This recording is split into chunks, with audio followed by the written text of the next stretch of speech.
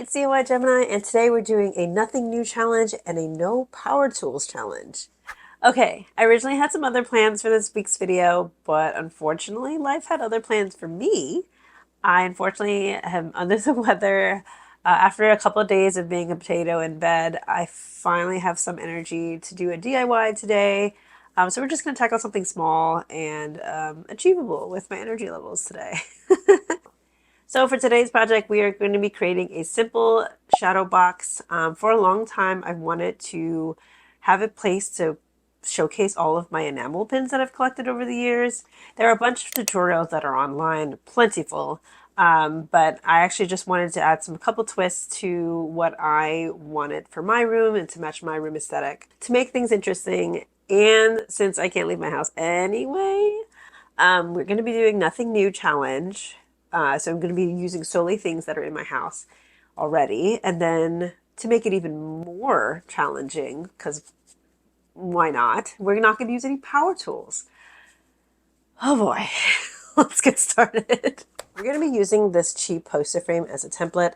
There's a small tear in the plastic here, but it's okay. I think it's going to be most minimal, and I can always replace this later. I'm going to grab some scrap wood that will work for the project. I'm looking for boards that are roughly 2 to 3 inches wide in here. Don't judge my scrap wood closet right now. Okay, it's technically the utility closet for our AC and stuff, but I have plans to organize this space later.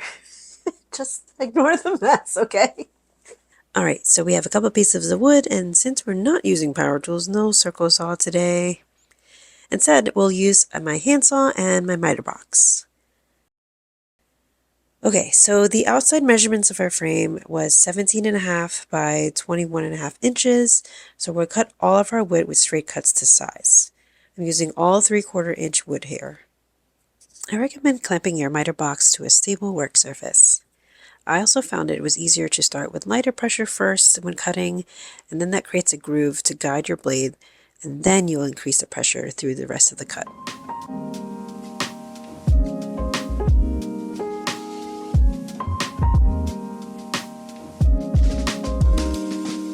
Next, we're going to miter all the edges at 45 degrees to give us a clean look.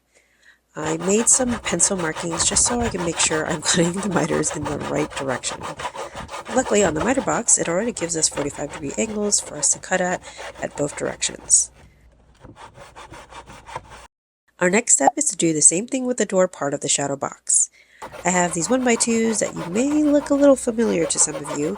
They're actually some offcuts from the wood slat wall that I made you saw behind me in the intro. Okay, to give you a better idea of what we're doing, we have our main box here that's 3 inches tall. Then we have what's going to be a door of the shadow box with our 1x2s we just cut. After some sanding, we're ready to glue them all together, and we're going to use some tape and wood glue and check for square.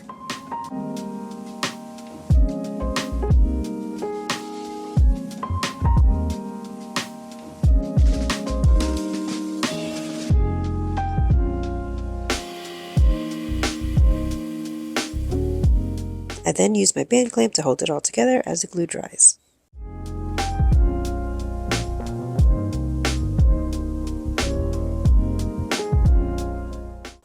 For the door part of the shadow box, we're just going to do the same thing. I also added these L brackets from the plastic frame to hold it together as well. Next, we're going to make the backing of our frame by making another box within our main box. To get the best measurement for this, let's measure inside. Did you know that most tape measures actually have their own length on there so that you can use it for inside measurements? Mine was 2 5/8 inch. To make this, I have some trim I got forever ago from Habitat for Humanity for $1. Since these aren't going to be seen, I'm just going to be using simple butt joints and glue. Okay, I know I was not going to use any power tools, but I'm going to justify the electric stapler as not power tool, even though it kind of is, only because the amount of effort it takes to use the electric stapler versus like a regular stapler, like the one here, same amount of effort, same amount of time. There's no difference of using either an electric one or a manual one. So that's why I'm including this in this project. I also cut some corner braces with mitered edges to keep our box square. Now it's time to stain the wood. I've already pre-stained everything. I have good old American walnut. That is what I've used on the other wood projects in my room, including the wood shelves in the corner by the mirror, as well as the wood slat wall.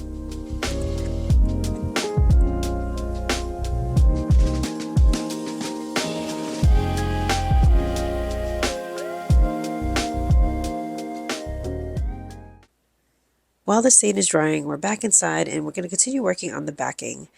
We're back inside and we have our inner frame here. So this is what's going to hold the backing to where we're going to pin everything. I'm just going to use the cardboard from the original frame as a starter point. Let's get rid of that. To add a little texture and to add a little bit to my aesthetic of my room, I'm going to add this pink velvet. Drop a comment below if you know where this pink velvet's from.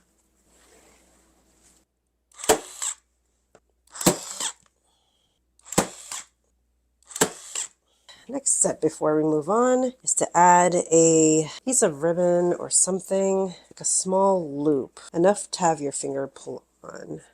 Flip it over to the back side. I'll get back to this of what this is for later on in the video. Okay. Cool. Yeah, perfect. All right, so the backing is pretty much done. I think we'll add another element to this for tomorrow. And then the frame is still drying from the stain outside, so I'm just going to leave that overnight. It's kind of getting late anyways. So yeah, I will see you tomorrow. All right, so it is a new day, and we are going to be finishing up this project today. I am feeling way better than I did before. I'm like, I think 95% there, which is awesome. So we have our backing we made yesterday, and you can absolutely put the pins directly onto here. That's completely fine if you wanted to do that. But I did say I wanted to add a little bit extra pizzazz to this one, so I think I have an idea. So what we're gonna do is actually make like faux Polaroid backgrounds for our pins, and our pins are gonna go on top of that. So I could use my Cricut for this, but I can't because I did promise no power tools. Cricut kind of counts as a power tool-ish, right? So we're just gonna cut everything by hand. These are pretty straight cuts, so I'm not really worried about it. And because I have my handy dandy paper slicer. To do our faux instax, we're going to use white cardstock and this marbled cardstock, where the marbled cardstock will act as part of our actual photo part, and then we'll attach it using tape adhesive. I also made a template to help align everything. So now the idea is that I'm going to take one of my pins here. This one's from Candycorpse. Perfect for a little Halloween. We'll stick it to the middle here. I think that's cute. Aww. So we are ready to pin everything onto our board here. So let's give you a little tour of what I have.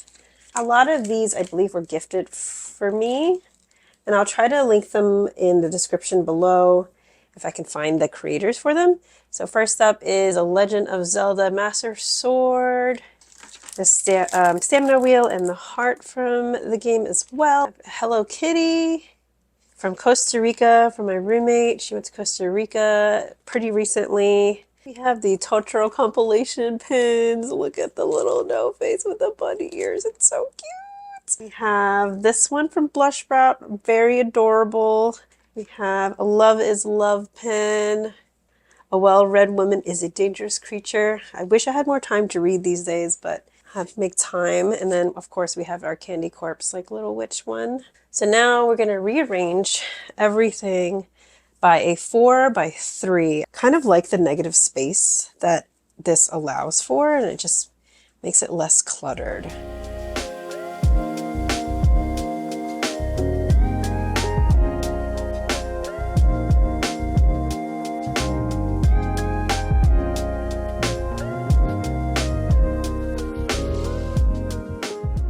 All right, so we have to figure out a way to hang this on our wall now. Basically, I found these on the back of the cardboard part of our original black frame, so we're just going to use that. and have it hang on 2 screws on the wall. So let's turn this on the back side. Here I'm going to have this corrugated edge facing up and then the screwed on here. Trying to dig through my screws and see if I have any like tiny ones. These are like itty bitty. For marking, I'm going to use what's called like, I think a hole puncher? No, there's another term for this thing. It's like a spring-loaded puncher, basically. So you see our 3 holes here. Just show you a closer look. So I just pull back on the spring. This creates that indent for me.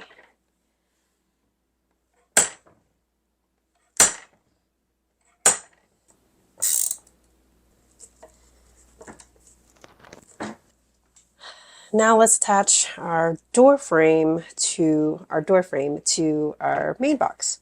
Please ignore the mess I have on this door part because I actually, since the miters weren't perfect, I actually added some wood filler just to fill up the gaps, and then we're gonna restain everything. So I'm just gonna do that after off camera somewhere, and then we're almost done. So we're gonna line up the edge of this little frame here to our main box. And then I have these hinges. I originally got these for my record player stand that I made, but didn't end up using.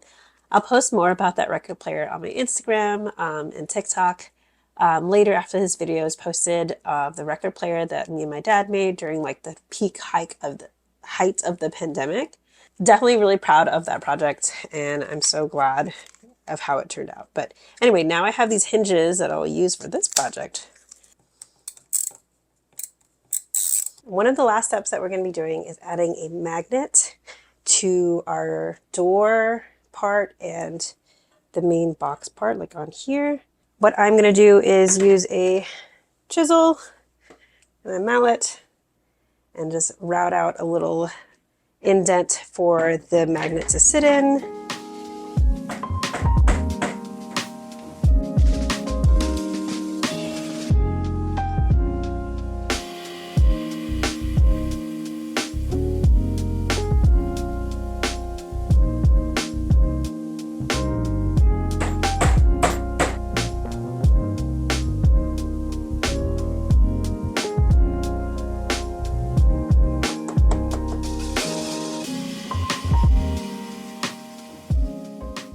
Those are chiseled out and the magnets are placed and going to cure a little bit.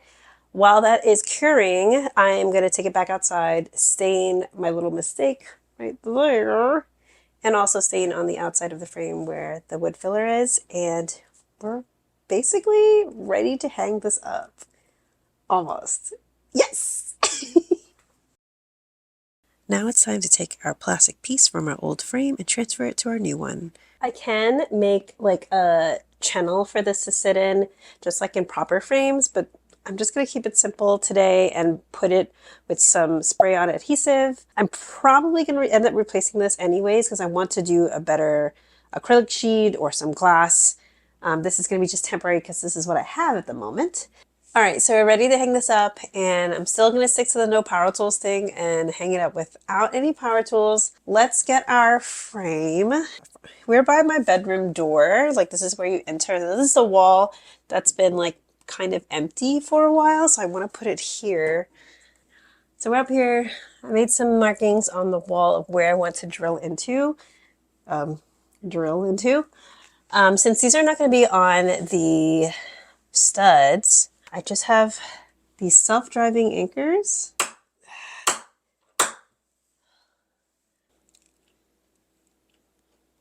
So I have these machine screws, and I'm gonna not put it all the way through. We're just gonna have it stick out so that the back of that black bracket in the back of our frame has something to catch onto.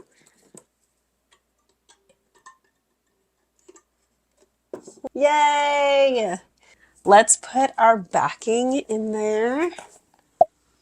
Okay.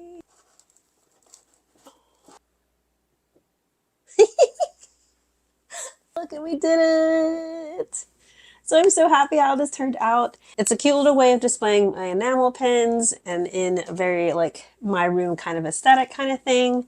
Could have been things that we could have improved, of course. So like obviously I do need to get a replacement acrylic or glass for this since there's that crack there from the previous frame.